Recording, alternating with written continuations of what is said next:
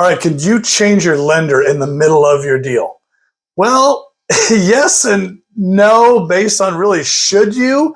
Everyone's shopping around right now, obviously. They're shopping around for realtors at the beginning. You're shopping around for a lender. You're looking for different inspectors, different things you can use, who's the best contractor, that type of stuff.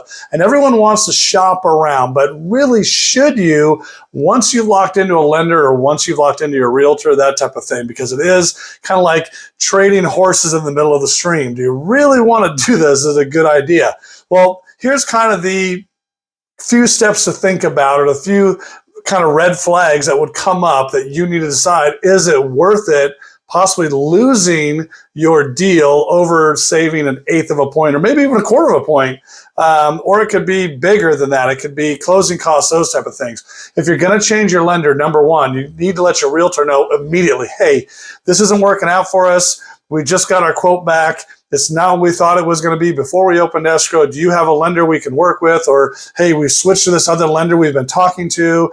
What do you think? Well, if I'm your realtor, I need to know who that lender is so I can have that discussion with them to see if, number one, they can move just as fast as the other lender was going to move in case we have a shortened contingency period, right? Or in case we have a shortened closing time. Maybe we're only closing in 15 days instead of 30 days or 30 days instead of 45. Can they do that?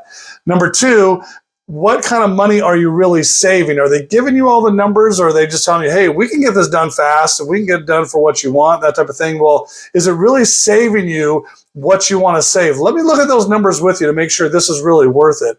And then the other thing is do I need to tell the other realtor, hey, we're switching lenders here kind of midstream?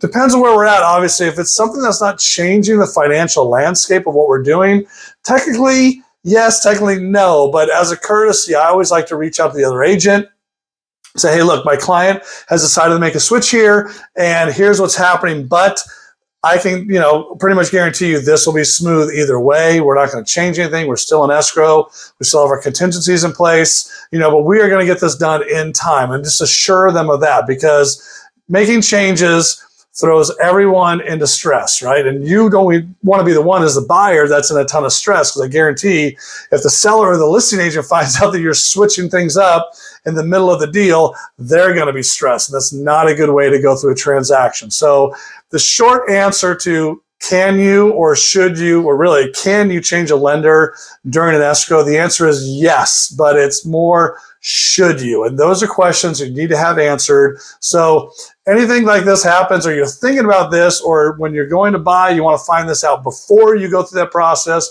reach out to me. Of course, we'll sit down, have a buyer's consultation, walk through all these things, and I will introduce you to my lenders, and you may have your own as well, but I always give options out there. But I want you to have all the facts up front so it doesn't become a crazy situation. Okay? That's all I got. I'll talk to you later. Agent B, here to help when you're ready.